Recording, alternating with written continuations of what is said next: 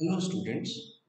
From today onwards, we are going to start your new chapter, your chapter 15 of class 10 mathematics, that is probability as a whole. Okay, so हम शुरू करते हैं. जब हम probability की बात करते हैं, तो you see in our day-to-day lives, we get to know a lot of words related to probability. Okay जैसे कि एक वर्ड मैं आपको बता सकता हूँ, आप कहते हैं संभावना. तो ये क्या है संभावना? ये क्या है? प्रोबेबिलिटी को अगर आप हिंदी में बोले तो संभावना होता है, ठीक है. नाउ संभावना मुझे बताना क्यों पड़ा? क्योंकि हम डेली लाइफ में अपने एक्टिविटीज में हम क्या कहते हैं कि भाई हाँ हो सकता है ना, हो सकता है कि वहाँ का रोड खराब हो सकता है, संभावना है कि कल बारिश हो.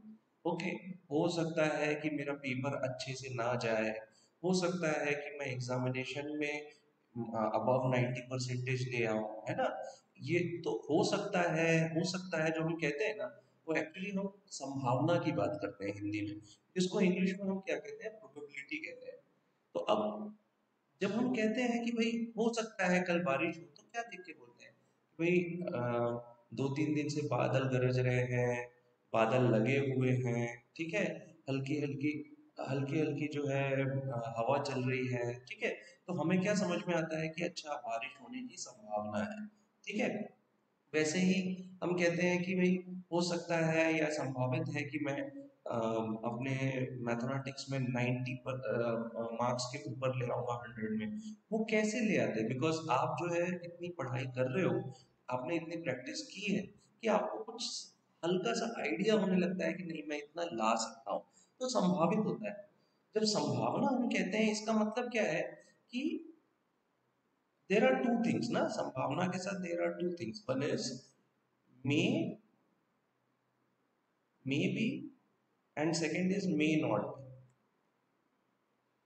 तो मे बी और मे नॉट बी का मतलब क्या है? हो भी सकता है और नहीं भी हो सकता है. जब हम संभावना की बात करते हैं, basically it is related to होना और नहीं होना. जब आप ये कहते हैं कि संभावित हो कि कल बारिश होगी, इसका मतलब क्या है कि कल बारिश हो भी सकती है, नहीं भी हो सकती है. जो आज का मौसम है उसके बेसिस पे लग रहा है कि कल बारिश हो सकती है, लेकिन हो सकता है रात भर में मौसम चेंज हो जाए, कल सुबह सुबह धूप आ जाए तो बारिश नहीं हुई, ठीक है. तो कितना परसेंटेज चांसेस हैं, और उनको उन चांसेस को हम किस फॉर्म में रिप्रेजेंट कर सकते हैं. तो ये जो हम बात करते हैं, ये हवा में उड़ी उड़ी बात करते हैं ना भाई. आपके फादर ने बोला कि मुझे एक बात बताओ, इस बार 100 में कितना नंबर ले आओगे मैथमेटिक्स में? इस बार 95 ले आऊंगा पापा. Are you sure? पापा क्या क्वेश्चन पूछेंगे, आर यू श्योर कि तुम लेके आ सकते हो? तो तुम बोलोगे कि जितना मैं तैयारी कर रहा हूँ उस हिसाब से लगता तो है. जब आप कहते हो लगता तो है, इसका मतलब हो सकता है आपका पेपर कुछ टफ हो जाए जिसके कारण आप 95 बोले थे और 90 आ जाए. ऐसा हो सकता है कि टफ होने के बावजूद आपने इतनी अच्छी पढ़ाई की है कि 95 आपने बोला था और 98 आ गया. तो कुछ भी हो सकता है ना. आप ज्यादा भी आ सकता है. अब आप अगर बोल रहे हो कि भाई बारिश मेरी जो है बारिश कल होगी, तो आप केवल बोल रहे हो कि बारिश होने की संभावना है. ये थोड़ी बताया है कि जो कल बारिश चालू होगी वो 3 दिन तक चलेगी, इतनी बारिश होगी. ज्यादा भी हो सकता है और बिल्कुल भी नहीं हो सकता, और थोड़ी कम बारिश होकर रुक भी सकती है. तो देखो, मैथमेटिक्स में अभी जो हम ये बात कर रहे हैं ना कि होगी नहीं होगी, ये सब हवा में बात कर रहे हैं, ठीक है. इसका कोई जो है क्या है, की परफॉर्मेंस इंडिकेटर नहीं है. केपीआई. केपीआई क्या होता है? की परफॉर्मेंस इंडिकेटर. की परफॉर्मेंस इंडिकेटर, ठीक है. तो केपीआई क्या बोलता है कि हाउ कैन यू मेजर, जो आप कह रहे हो उसकी मेजरिंग कैसे करोगे आप, ठीक है. भाई आप कह रहे हो कल बारिश हुई, कैसे बताया? हवा में बात मत करो, कैसे बताया? तो भाई कुछ मेजरमेंट हो सकता है कि आपको वेदर रिपोर्ट मिला हो, वेदर डिपार्टमेंट जो है उसने बहुत सारे डिफरेंट डिफरेंट पैरामीटर्स देखे हैं और उन्हें लग रहा है कि अच्छा हवा इधर से आ रही है उधर से आ रही है, तो उसके बेसिस पर मेजरमेंट हुआ है एंड देन आपको पता चलता है कि कल बारिश होने की संभावना है. तो मैथमेटिक्स क्या बोलता है? मैथमेटिक्स बोलता है कि you see when when you are saying संभावना, ओके, तो आप कोई चीज प्रेडिक्ट कर रहे हो, ठीक है. तो तो जब आप प्रेडिक्ट करते हो तो इन दैट केस क्या है कि आपको एक मेजरेबल पैरामीटर चाहिए, और वो मेजरेबल पैरामीटर क्या है जो आज हम लोग डिस्कस करने वाले हैं, दैट इज योर प्रोबेबिलिटी। ठीक है, मैथमेटिक्स कहता है हर चीज को मेजर कर सकते हैं। अभी जब आप संभावना को मेजर करना चाहते हो तो उसके लिए जो टर्म उसने दिया है उसको हम कहते हैं probability, and this particular term only we are going to discuss in today's class. Okay, so let me start by giving you a brief about probability, है ना, उसके बारे में थोड़ा सा समझते हैं। देखो क्या होता है कि ना ऐसा मत सोचो कि भाई पहले प्रॉब्लम्स ही स्टार्ट करते हैं ना, पहले समझते हैं कि what basically is a probability. ठीक है, so now if I want to define probability, basically it is a branch of mathematics, it is a branch of mathematics concerning with concerning with the numerical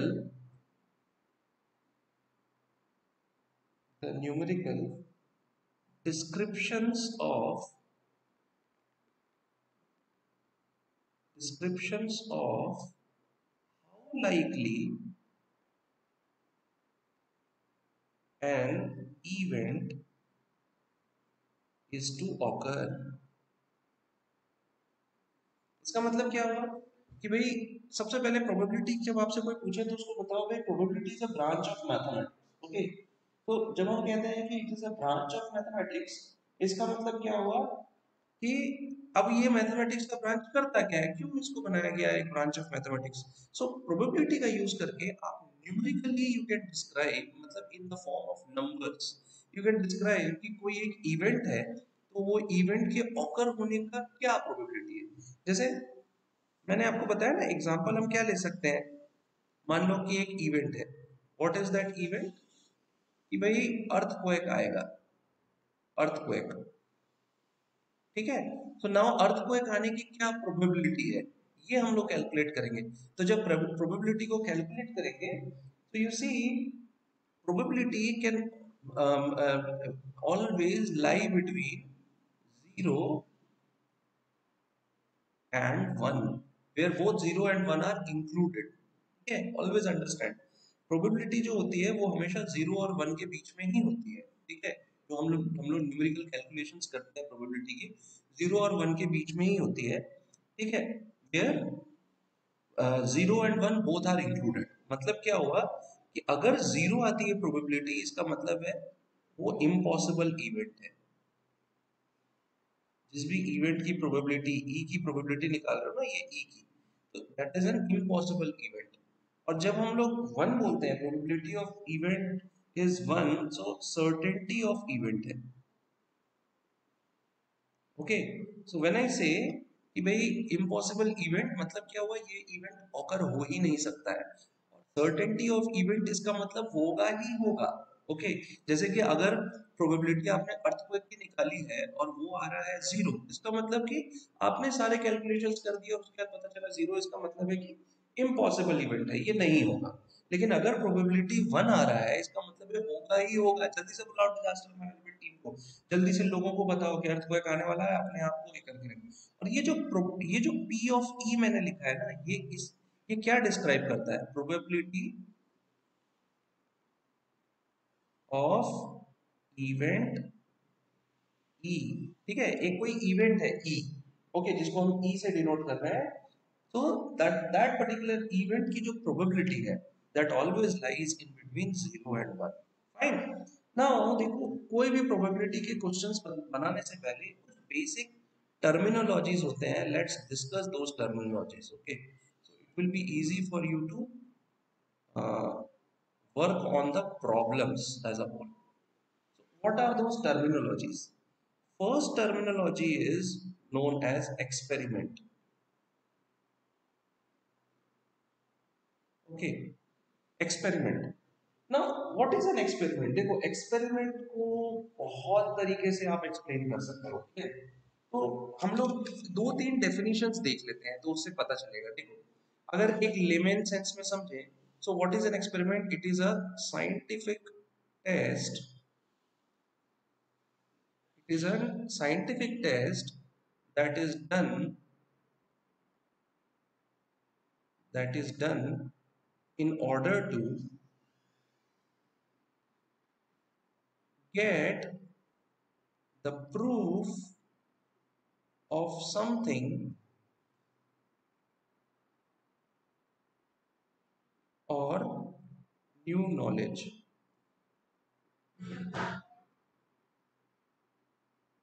fine.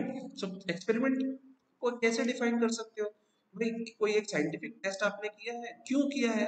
क्योंकि आप कोई एक new knowledge और कोई एक idea है जिसका proof आप चाहते हो, तो उसके लिए क्या है, आप क्या करोगे? एक्सपेरिमेंट करोगे. ठीक है. जब मैं कहता हूँ कि भाई एक्सपेरिमेंट को और दूसरे तरीके से डिफाइन कर सकते हैं, तो कैसे डिफाइन कर सकते हैं? तो I can say that it is a process that leads to well defined results. ठीक है. तो ये एक प्रोसेस है जिससे क्या है, वेल डिफाइंड रिजल्ट मिल सकते हैं. ठीक है. तो इससे भी आप एक्सपेरिमेंट को डिफाइन कर सकते हो. अगर मैं कहता हूँ experiment in a probability define करना है, so it is a procedure that can be repeated infinitely or indefinitely, repeated infinitely, and it has a well-defined set of possible outcomes. ठीक है. अगर मैं कहता हूँ प्रोबेबिलिटी के टर्म्स में डिफाइन करो कि what is an experiment, so experiment को हम कैसे डिफाइन कर सकते हैं कि भाई कोई एक प्रोसीजर है जिसको आप रिपीटेडली आप जो है यू आर जस्ट प्रोसेसिंग, है ना, प्रोसीजर को आप अडॉप्ट कर रहे हैं repeatedly, you are repeating it infinitely so many times, और उस पर्टिकुलर प्रोसीजर का well defined set of outcomes है. हर बार आप जब ये कर रहे हो अपना प्रोबेबिलिटी, अपने प्रोसीजर को जो है रिपीट कर रहे हो, तो आपको कुछ पॉसिबल आउटकम्स मिलते हैं. ठीक है. तो ये जो पॉसिबल आउटकम्स मिलते हैं ना, पॉसिबल आउटकम्स, इन पॉसिबल आउटकम्स को हम क्या कहते हैं? सैंपल स्पेस कहते हैं. ठीक है. सैंपल स्पेस कहते हैं इन पॉसिबल आउटकम्स को. फाइन. अब देखो, जब हम एक्सपेरिमेंट्स की बात करते हैं, so these experiments can be of two type. One is known as a random experiment and second is known as deterministic experiment. ठीक है. सो व्हेन आई से डिटरमिनिस्टिक एक्सपेरिमेंट, तो यहाँ पे क्या होगा कि ओनली वन पॉसिबल आउटकम होगा आपके पास, only one possible outcome, then it will be known as deterministic experiment. In case of random experiment, there will be more than one possible outcome. Fine. बस ये दोनों जो है ना, क्या हो गया आपका, डिफरेंस आ जाता है. क्या डिफरेंस आ जाता है कि डिटरमिनिस्टिक के केस में एक ही पॉसिबल आउटकम आएगा, जो मैंने बताया ना कि हर बार आप उसको रिपीट करते हो, तो अगर आपका रिपीटिशन के बाद अलग अलग आउटकम्स आ रहे हैं, तो that will be a random experiment. लेकिन अगर एक ही टाइप का आपका outcome every time when you are repeating the experiment you are getting, then it is known as deterministic experiment. Okay. Now देखो, जब हम प्रोबेबिलिटी थ्योरी की बात करते हैं ना, जब हम प्रोबेबिलिटी थ्योरी की बात करते हैं, probability theory, okay, so in case of probability theory, जो एक्सपेरिमेंट्स होते हैं ना, they are known as, they are having empirical probabilities, empirical probabilities. ठीक है. इनके एक्सपेरिमेंट्स है. सो व्हेन आई से एम्पिरिकल प्रोबेबिलिटीज, तो इसका मतलब क्या होता है कि there is a statistical form of gathering information. ठीक है, मैं इसके बाद जब आपको स्टैटिस्टिक पढ़ाऊंगा तब मैं आपको बताऊंगा कि स्टैटिस्टिक्स में कैसे आप जो है इंफॉर्मेशन को गैदर करते हैं एंड कैसे आप जो है इंफॉर्मेशन पे वर्क करते हैं। ठीक है, तो वो स्टैटिस्टिक्स में पढ़ेंगे। बस यहाँ पे इतना समझ जाओ, जब हम प्रोबेबिलिटी की बात करते हैं तो उसमें एक्सपेरिमेंट्स जो होते हैं ना, तो उनके केस में क्या है, वो एक्सपेरिमेंट्स की एम्पिरिकल प्रोबेबिलिटीज होती हैं। इसका मतलब क्या होता है कि there is a statistical form of gathering information. Statistics का यूज करके हम लोग इंफॉर्मेशन गैदर करते हैं। Okay, but herein one new term has come. What is that कि what is empirical as a whole? ये empirical जो है, ये एक न्यू टर्म आपको सुनने में आ रहा होगा। आप बोलोगे सर ये empirical क्या होता है? तो empirical probability का मतलब होता है the probability that is based on experience or observation। experience और observation। ठीक है, अब जैसे कि कोई अगर गेहूं की खेती कर रहा है, ठीक है, तो कोई अगर पहली बार कर रहा है तो उसका एक्सपीरियंस, और जो पिछले 50 साल से गेहूं की खेती कर रहा है वो तुरंत बता देगा कि गेहूं में अगर कोई प्रॉब्लम आया है तो क्यों आया है, खेती करने में क्या प्रॉब्लम हुई है ना। तो वो क्या है, तो बेस्ड ऑन एक्सपीरियंस या observation they can they are telling you, है ना। तो वो जो होता है एम्पिरिकल प्रोबेबिलिटीज होते हैं। ठीक है, जो प्रोबेबिलिटी बेस्ड ऑन एक्सपीरियंस या ऑब्जर्वेशन, है ना। अब जैसे कि एक एग्जांपल मैं आपको बहुत सिंपल सा ले सकता हूँ कि अब बादल लगे हुए हैं, ठीक है, कोई अगर घर के बूढ़े बैठे हुए हैं, है ना, ओल्ड एज पीपल, तो आप बताओगे कि कल बारिश होगी और वो बताएंगे कि कल बारिश होगी, देखना उसमें बहुत डिफरेंस होता है। वो बड़े ही वो जो बताते हैं वो कहीं ना कहीं सही हो ही जाता है। उसका कारण क्या है, वो आपसे ज्यादा जिए हैं, वो बादल देख के समझ जाते हैं कि भाई कितना उसका जो है प्रोबेबिलिटी है कि बारिश होगी, है ना। तो ये हमने क्या समझा कि भाई रैंडम डिटरमिनिस्टिक क्या होता है। ठीक है, नाउ मैं थोड़ा सा और डिटेल में जाता हूँ and let me just tell you कि what is the meaning of deterministic experiment। Okay, so when we say deterministic experiment, so in the case of deterministic experiment, the result of experiment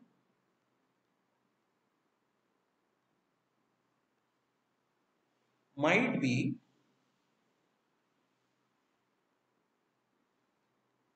anticipated with certain level of assurance in advance। जैसे कि if I ask you that you add 5 and 6, so its result will always be 11। okay, अब 5 और 6 को add करोगे चाहे कितनी बार करो, है ना, तो आंसर क्या आएगा, ऑलवेज 11 ही आएगा। चाहे 10 टाइम्स करो, 12 टाइम्स करो, 100 टाइम्स करो और 1000 टाइम्स करो। इसका मतलब क्या है कि when you are doing this particular experiment of adding two numbers, you are getting only one possible outcome, and that is why it is known as deterministic experiment। On the other hand, when we say a random experiment, so in case of your random experiment, your experiments, the experiments, okay, are conducted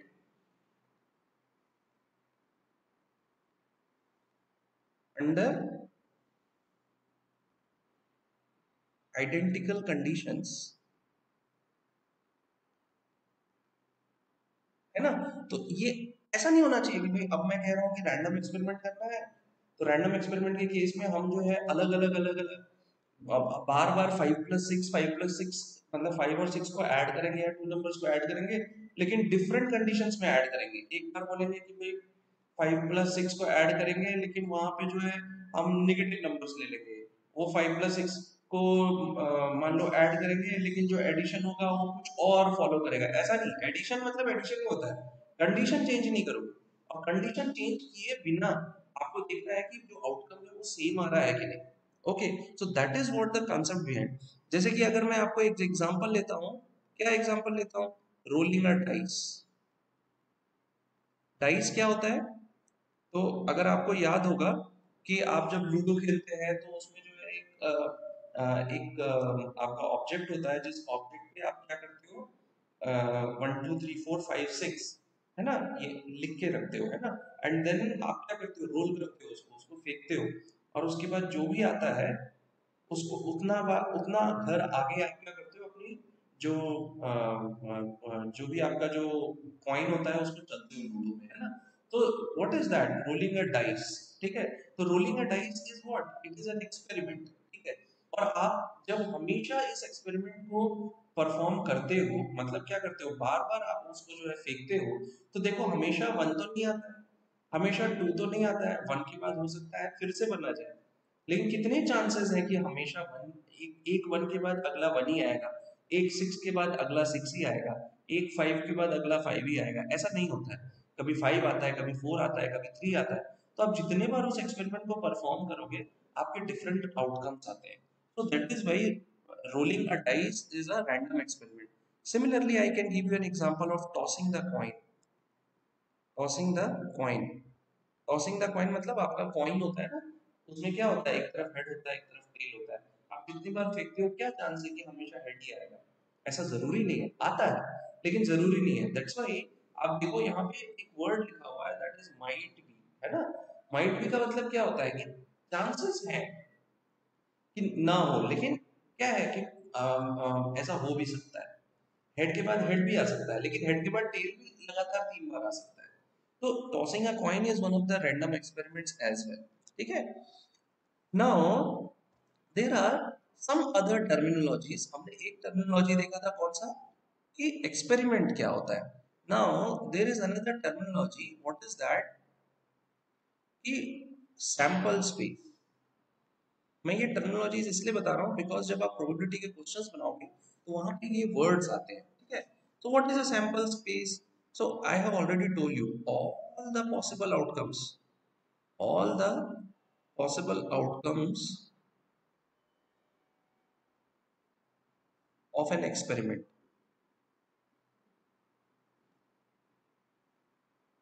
Now जब हम sample space की बात करते हैं तो हम numerical description देते हैं किसी भी एक पर्टिकुलर एक्सपेरिमेंट के आउटकम्स का। ठीक है, जैसे कि I can give you an example. What is an example? Rolling a dice. ठीक है, जो मैंने पहले भी डिस्कस किया। अगर आप रोल करते हो तो आपको सैंपल स्पेस अगर बनाना है, मान लो सैंपल स्पेस को एस से रिप्रेजेंट करते हैं, सैंपल स्पेस कैसे बनता है? ठीक है, तो देखो जब आप रोल करोगे डाइस को तो कौन कौन से आउटकम्स आ सकते हैं, वो सारे आउटकम लिखने हैं। कौन कौन से आउटकम्स आ सकते हैं? वन आ सकता है, टू आ सकता है, थ्री आ सकता है, फोर आ सकता है, फाइव आ सकता है, सिक्स आ सकता है। सेवन तो आएगा ही नहीं, बिकॉज उसमें सेवन का कोई नंबर होता ही नहीं है ना। तो ये क्या होता है, रोलिंग अ डाइस। सिमिलरली एक एग्जांपल और ले सकता हूँ, tossing a coin.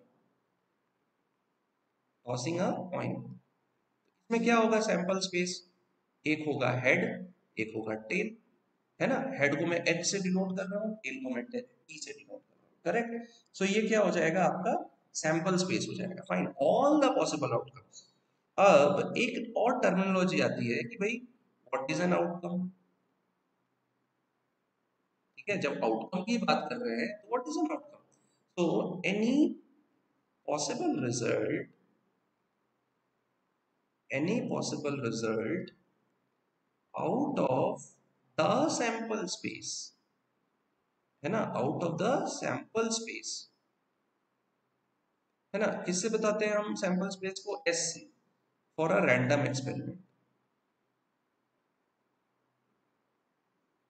For a random experiment, it is known as what? Outcome. जैसे कि I can give you an example कि भाई रोलिंग, आपने क्या किया, डाइस रोल किया, है ना, रोल ऑफ अ डाइस, ये क्या हुआ, रैंडम एक्सपेरिमेंट हुआ। ठीक है, तो यहाँ पे आउटकम क्या हो सकता है?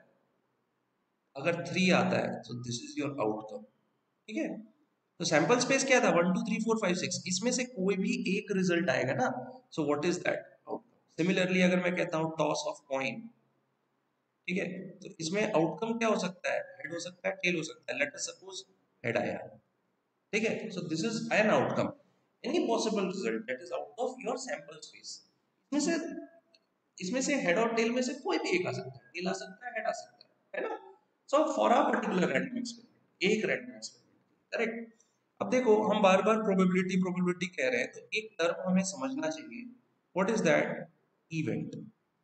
भाई प्रोबेबिलिटी हम किसकी निकालते हैं, प्रोबेबिलिटी निकालते हैं हम लोग इवेंट की। इवेंट क्या होता है, so event is any subset of sample space, okay. जैसे कि अगर आपका sample space rolling of die का सैंपल स्पेस मैंने क्या बता दिया, 1 2 3 4 5 6, ये क्या हो गया, सैंपल स्पेस हो गया। अब अगर मैं कहता हूं इवेंट, ई क्या है, कि नंबर, अगर आप एक बार डाइस फेंकते हो तो number appearing on dice is suppose less than 4 always, in that case जो आपका ई आउटकम्स होंगे वो क्या होंगे, 4 से कम आपको आने चाहिए ना, 4 से कम कौन कौन से हैं, 1 2 3, इवेंट क्या होगा, ई 1 2 3। तो 1 2 3 जब हम सबसेट की बात करते हैं ना, सबसेट क्या होता है कि ये आपका पूरा सेट है, और जब सबसेट की बात करते हैं मतलब क्या हुआ कि इस सेट में से कोई भी वैल्यूज अगर उठ रहा है, चाहे सारा वैल्यूज या कोई भी वैल्यू, जैसे कि यहाँ पे 1 2 3 उठ रहा है बाकी छूट गया, E is known as subset of S, ठीक है ना। तो सबसेट वगैरह क्लास 11th में अच्छे से पढ़ोगे, लेकिन अभी क्या है आप इतना समझो, इवेंट जो होता है वो सैंपल स्पेस का सबसेट होता है। और इसके बाद मोस्ट इंपॉर्टेंट पॉइंट और टर्म होता है that is known as trial. So trial can be defined in any means in any way, but there are certain ways to define. Like one way of defining it is a trial is to perform a random experiment. Trial is to perform a random experiment. इसको मैं ऐसे define कर सकता हूँ, ठीक है। और मैं कैसे डिफाइन कर सकता हूँ, भाई मैं कह सकता हूँ कि let us suppose this is your A part of definition, B एक दूसरा डेफिनेशन हम कह सकते हैं कि a trial is a process of performing an experiment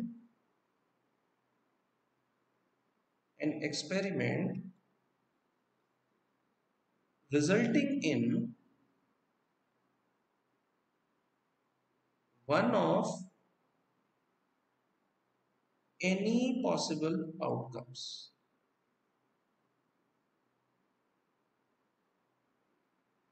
Fine, जैसे कि I can give you an example, है ना, same example, because these examples are standard examples, ठीक है। अगर मैं कहता हूँ टॉसिंग अ फेयर कॉइन,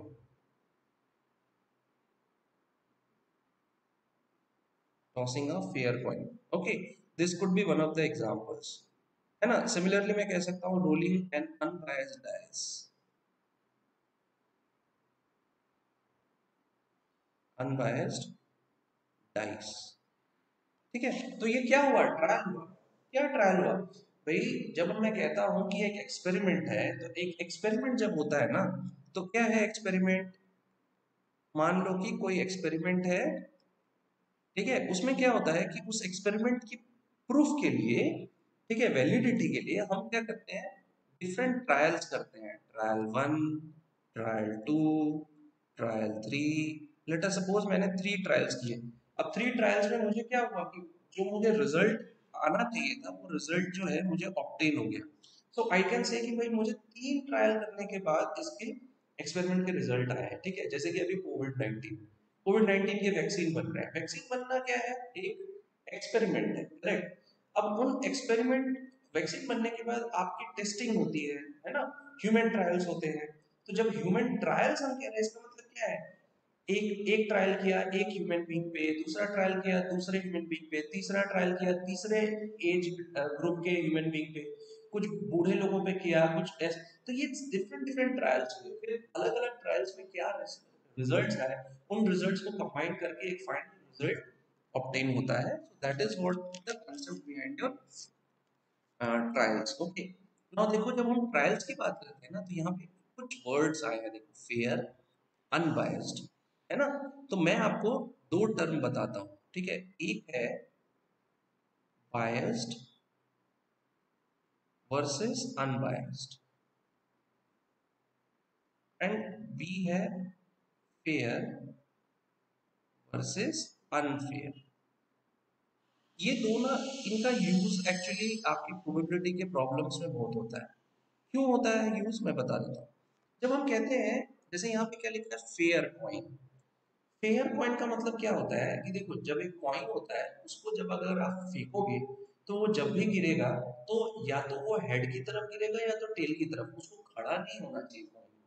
अगर वो खड़ा हो जाएगा, इसका मतलब ना हेड आया ना टेल आया। इन दैट केस आप उसको क्या बोलोगे, आप उसको बोलोगे इट इज एन अनफेयर और unbiased kind of coin, sorry, unfair और biased kind of. Okay, biased, biased याद रखो, बायस्ड मतलब क्या हुआ, वो मान लो कि आप कॉइन फेंक रहे हो और बार बार हेड ही आ रहा है, इसका मतलब क्या है, कुछ ना कुछ कॉइन में फॉल्ट है।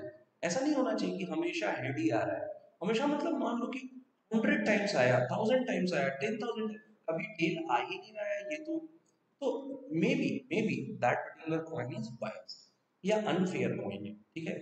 सिमिलरली उल्टा क्या होता है, फेयर या अनबायस्ड होता है, ठीक है। फेयर या अनबायस्ड, जस्ट उसका उल्टा होता है, ठीक है।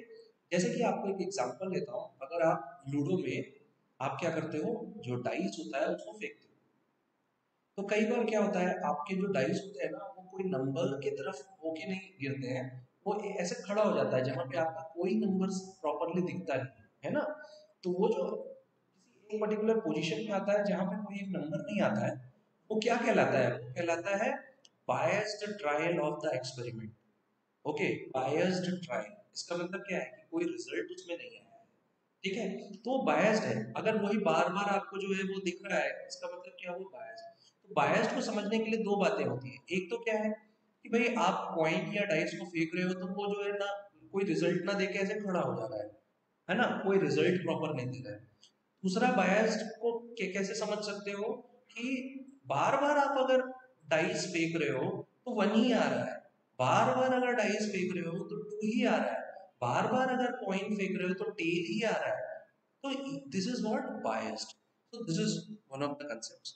Now you see, there is one another term that is also very important, है ना, उसको देख लेते हैं। so that term is known as equally likely event, equally likely. Okay, so when we say equally likely means it is likely to occur as others.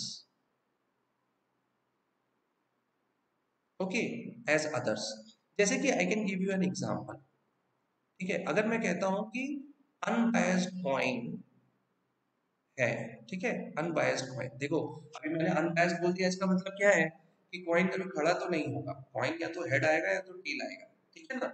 Unbiased coin, unbiased coin में you see, अगर मैं head आने की probability पूछ रहा हूं, तो क्या होगा, 50%, और टेल आने की प्रोबेबिलिटी क्या होगी, 50%, ठीक है। इसका मतलब क्या है कि अगर हेड आने की प्रोबेबिलिटी 50% है, टेल आने की प्रोबेबिलिटी 50% है, मतलब जो आपका हेड आ रहा है, that is likely to occur same equally as the other, that is your tail, है ना। दोनों इक्वली लाइकली, मतलब दोनों क्या हो रहे हैं कि बराबर बराबर टाइम्स जो है ना, वो आपको वहां पे शो हो रहा है जब भी आप ट्रायल करोगे, ठीक है।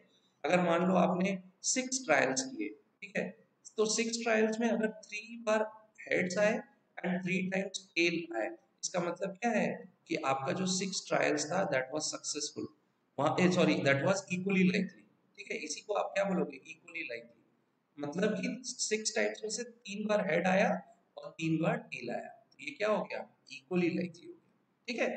देखो, जब हम प्रोबेबिलिटी ऑफ इवेंट ना, जब हम प्रोबेबिलिटी ऑफ इवेंट ई की बात करते हैं, so how you can write it, so it will be written as number of trials in which event occurred,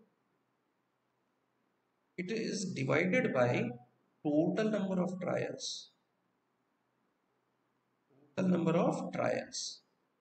क्या मतलब हुआ कि मान लो कि मैं बोलता हूं एक इवेंट है टॉसिंग अ कॉइन, ठीक है।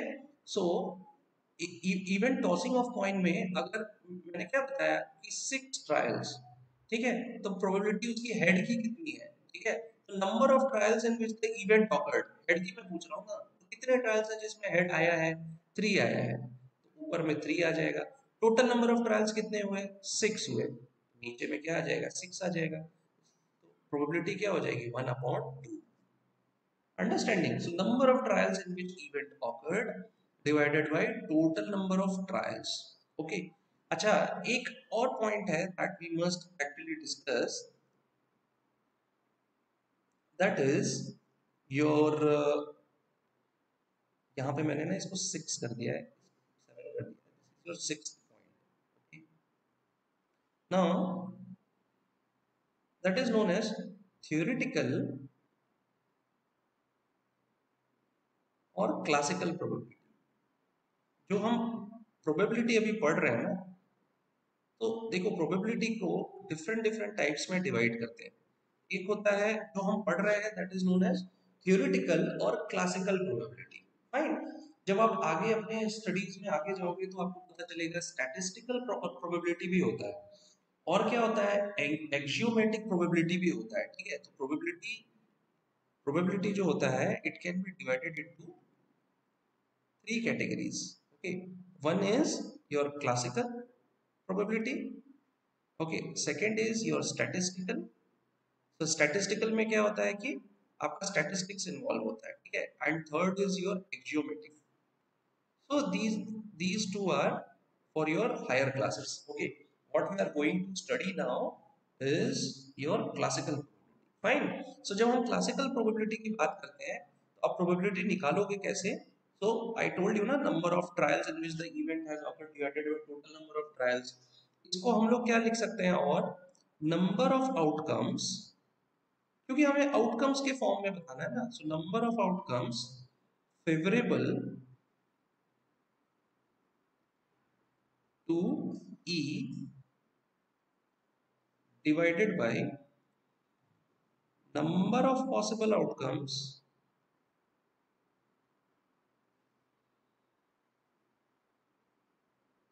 in the experiment. ये फॉर्मूला आपको याद रखना है। कौन सा फॉर्मूला, अगर मैं कहता हूं एक इवेंट है ई और उसकी मुझे जो है प्रोबेबिलिटी निकाल के बताओ, तो कैसे आप कैलकुलेट करोगे प्रोबेबिलिटी। तो आप number of outcomes favourable to E calculate करोगे, और उसके बाद उसको number of possible outcomes in the experiment के साथ डिवाइड कर दोगे। सो क्या आंसर आएगा, your probability of an event. Now there are certain notes that we must take care of, ठीक है। इसके बाद हम लोग क्या करेंगे ना, कुछ क्वेश्चंस बनाएंगे, ठीक है। तो what is your note number 1। तो देखो, an event with only one outcome, अगर ऐसा कुछ होता है तो इसको क्या बोलते हैं, this particular event is known as elementary event. Very important है, this event is known as what, elementary event. Fine. Now जब हम लोग एक सेकेंड पॉइंट आता है कि your sum of probabilities, sum of probabilities of all elementary events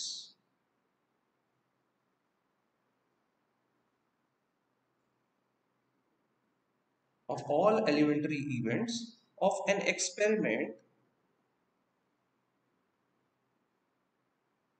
is always 1। Okay, तो इसका मतलब क्या हुआ कि मान लो प्रोबेबिलिटी ऑफ एन इवेंट है और probability of the complement of event है, it will be equal to 1। ये जो ई बार है ना, इसको हम लोग क्या कहते हैं, कॉम्प्लीमेंट कहते हैं, ठीक है।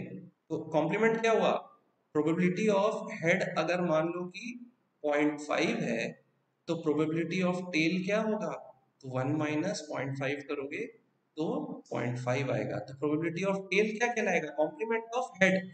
हेड ना आना वो उसका कॉम्प्लीमेंट कहलाता है, ठीक है। तो सिमिलरली इवेंट का ना होना, इस इवेंट को छोड़ के दूसरा कुछ होना, वो इस इवेंट का कॉम्प्लीमेंट कहलाता है, ठीक है। सो जब हम प्रॉब्लम्स करेंगे तो हम लोग और अच्छे से समझेंगे। और एक जो मैंने पॉइंट आपको नोट करानी है, that is impossible event. In case of your impossible event, your probability of event is always equal to zero. जैसे कि I can give you an example, अगर रोलिंग अ डाइस है तो उसमें प्रोबेबिलिटी ऑफ 8 क्या होगा, 0 डिवाइड बाई 6, क्योंकि 8 तो कभी आता ही नहीं है, 6 तक ही होता है। तो जीरो, जीरो ऊपर आ जाएगा, मैंने यहाँ फॉर्मूला दिया है ना, outcomes, number of outcomes favourable to E. E क्या है यहाँ पे, 8 है ना, तो क्या होगा ऊपर जीरो।